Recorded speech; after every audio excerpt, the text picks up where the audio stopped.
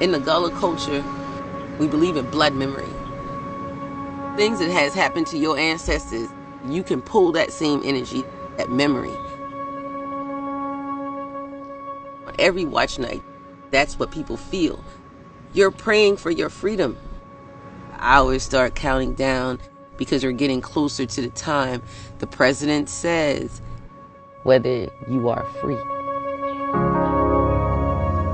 The Gullah communities, they were buzzing. People were coming from miles. They were coming from off Edistal, Watermalaw Islands, little tiny islands that people didn't even know existed. And you found black Union soldiers coming down here from the 54th Massachusetts Regiment. You found people lined up outside with drums and guitars, and people having different pots of food cooking, and it created a energy of welcome. We can get to the next level regardless of what the situation is. We'll still be able to move forward. It was a great day. Emancipation Proclamation. Read here in Beaufort County, January 1, 12 o'clock. People crowded on boats to go across rivers to that spot, which was known as Camp Saxton, to hear it read. Because the rumor was out that if you weren't there on site to hear it read, then you might not get to be free. People crowded into that little space and heard Mr. Brisbane, who had been sent down by Lincoln to read it to the gathering of enslaved people at that point.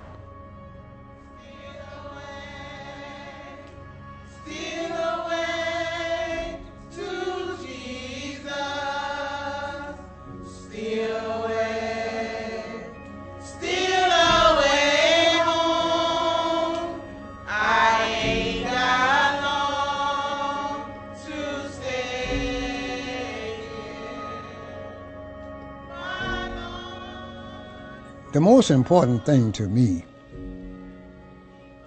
is for my people to know from whence they came and how they got to where we are. That's important, because if you don't know where you come from, you're not going very far. When my people escape, they escape in a little battle with his wife and 3 children. The youngest of the 3, she started to cry. And they could not make her stop crying. So he had to make a decision, either be caught or be going to be free. He told his wife, he said, "Raya, throw that gal overboard." God had her ready for the journey. So instead of throwing the baby overboard, she had a mattress that was stuffed with corn shuck. So she threw that baby in that mattress, rolled that mattress around the baby, held the baby close to her. Well, the mattress muffled the baby's cry. And they made their way across the water to Hilton Head Island.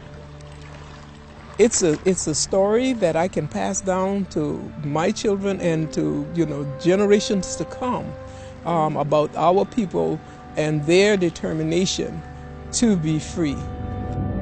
Nobody can tell our story like us. We've been there. We have done that. The emancipation is an opportunity to talk about what we need to do and where we need to go for this country to really live out its creed of the land of the free and the home of the brave. It's our responsibility as Gullah people to get this out to the people. New Year's at the church, why? You eat this certain food, why? Y'all play this certain music, why? It boils down to freedom. This one tradition here is a tradition that affects everybody. To preserve it, we have to continue to practice. And of course, it will require all of us. The fight for freedom is everybody's fight. If we don't pay attention to that, then what we have as a country is going to fall apart. If I'm not going to die with a broken heart, then I will have to see emancipations on January 1 being celebrated all over this country. Watchmen,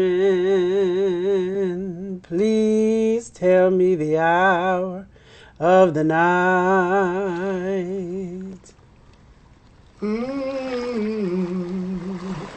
The time is 1.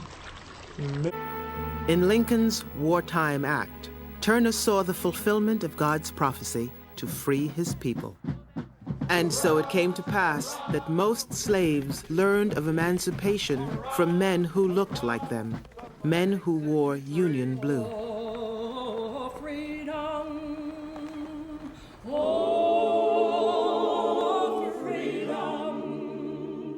Men and women, old and young, were running through the streets, shouting and praising God.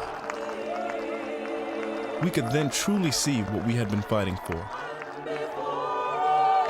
I took one old woman by the hand and asked her if she was glad to see us. "Why, bless the Lord," she said. "It seems like the good Lord has opened the heavens and handed you down an answer to my prayer."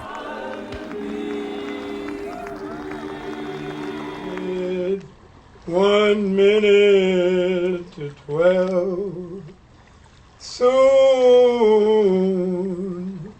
the new year's gonna be here. Yeah, watchmen, oh, watchmen, please tell me the hour of the night. Oh, the time is now. Now the time is 12 o'clock. It's a brand